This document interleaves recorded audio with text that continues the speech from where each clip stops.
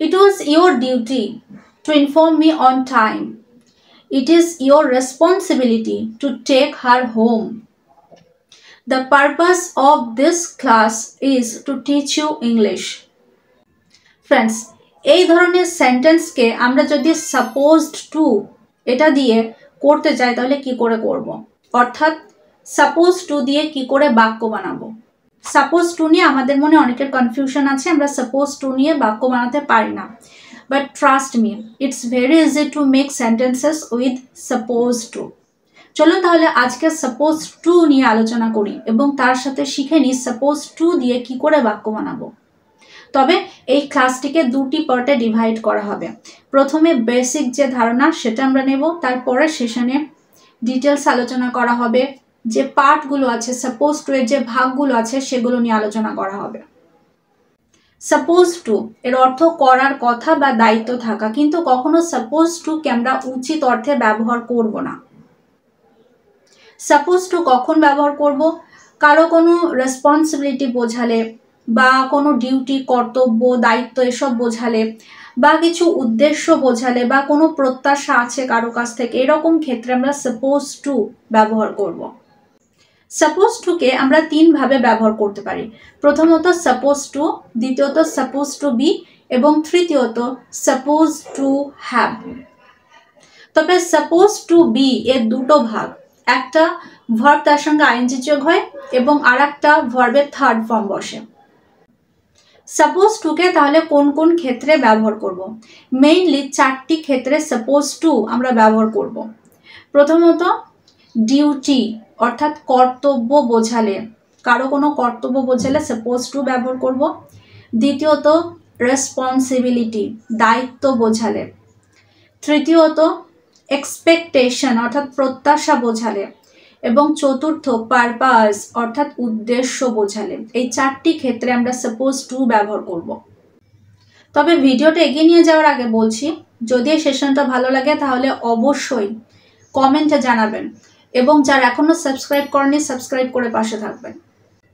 Friends, suppose two দিয়ে বাক্য বানানোর আগে জেনে নিই কোন কোন ক্ষেত্রে বা কোথায় কোথায় সাপোজ টু আমরা ব্যবহার করব না। আই মিন কোন কোন সেন্টেন্স স্ট্রাকচারগুলো হবে না। প্রথমত সাপোজ টু হবে না, হবে সাপোজড টু অর্থাৎ ডি বসাতে হবে, সাপোজড টু। দ্বিতীয়ত do, did, does plus supposed to, এটা কোনোদিন হবে না, এই স্ট্রাকচারটা হবে না। তৃতীয়ত has, have, had plus supposed to, এই স্ট্রাকচারটাও ভুল, অর্থাৎ এই স্ট্রাকচারটাও হবে না। চতুর্থ will, shall plus suppose two, এটাও হবে না, এটাও ভুল স্ট্রাকচার। এবং শেষ মোডাল ভার্বস যেমন ক্যান, কুড, শ্যাল, শুড, মে, মাইট, এগুলোর সাথে সাপোজ টু কখনো হবে না। তাহলে কি ভবিষ্যৎকালে সাপোজ টু ব্যবহার করা যাবে না? ভবিষ্যৎকালেও সাপোজ টু ব্যবহার করা যাবে, কিন্তু সেটা প্রেজেন্ট ফর্মে বসবে। তাহলে সেন্টেন্স স্ট্রাকচার কি হবে? প্রথমত বলি সাবজেক্ট প্লাস অ্যাম, ইজ, আর, অ্যাম অথবা ইজ অথবা আর, অথবা যদি অতীতকাল হয় তাহলে ওয়াজ, ওয়ার প্লাস সাপোজ টু, এটা কমন, সব রকম সেন্টেন্সের ক্ষেত্রে আমরা এটা ব্যবহার করব সাপোজ টু। তারপরে কখনো ভার্বের বেস ফর্ম বসবে প্লাস অবজেক্ট, কখনো সাপোজ টু প্লাস বি তার সঙ্গে ভার্ব তার সঙ্গে আইএনজি যোগ হবে, কখনো suppose two B plus V3 অর্থাৎ ভার্বের থার্ড ফর্ম বসবে, কখনো সাপোজ টু প্লাস হ্যাভ বসবে এবং শেষে সবগুলোর সাথে অবজেক্ট বা এক্সটেনশন। প্রথমে ডিউটি দিয়ে সেন্টেন্স বানানো শিখি, অর্থাৎ কর্তব্য বোঝালে কি করে করব। প্রথমে ডিউটিটা দিয়েই করি, যেমন it is your duty to reach school on time. তাহলে সাপোজ টু কি করে ব্যবহার করব? তাহলে এখানে কাদের কর্তব্যের কথা বলা হচ্ছে? তোমাদের। সাবজেক্টটা কি? ইউ, এটা প্রেজেন্টে করতে হবে, আর ইউ আর। তারপর সাপোজ টু বসবে, you are suppose to.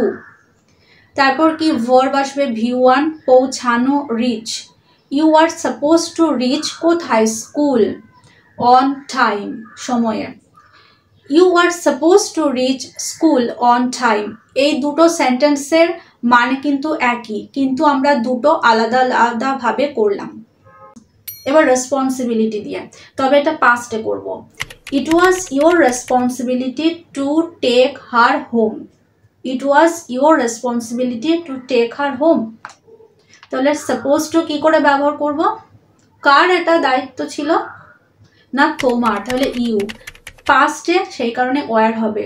You were suppose to, you were suppose to take her home, you were suppose to take her home.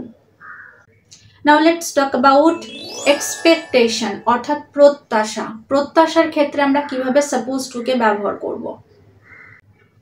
একটা সেন্টেন্স বললাম, it is expected that they will pass the exam. It is expected that they will pass the exam.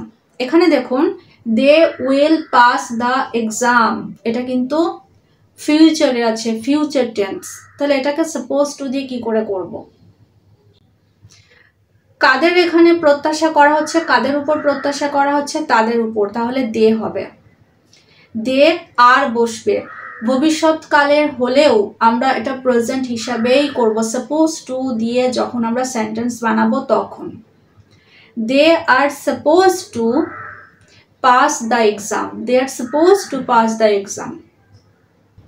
Last, purpose, অর্থাৎ উদ্দেশ্যের ক্ষেত্রে আমরা suppose two কে কি করে ব্যবহার করব?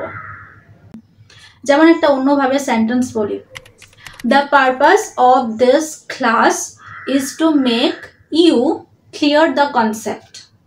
The purpose of this class is to make you clear the concept.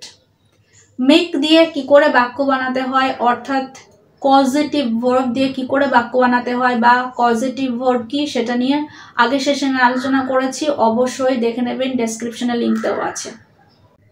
তাহলে এখানে সাবজেক্টটা কি? সাবজেক্টটা হলো দিস ক্লাস, দিস ক্লাস নিচে, this class is suppose to, তারপর টু মেক থেকে বাদ বাকি যে অংশ সেটা লিখতে হবে। This class is suppose to make you clear the concept. Friends, আজকের সেশনটা এখানেই শেষ করছি। পরের যে ক্লাসটা নিয়ে, অর্থাৎ সাপোজ টু পার্ট 2, সেখানে আলোচনা করব সাপোজ টু বি এবং সাপোজ টু হ্যাভ দিয়ে কি করে সেন্টেন্স বানাতে হয়। তাহলে দেখা হচ্ছে পরের সেশনে। ততক্ষণ সবাই ভালো থাকবেন, সুস্থ থাকবেন। Thank you.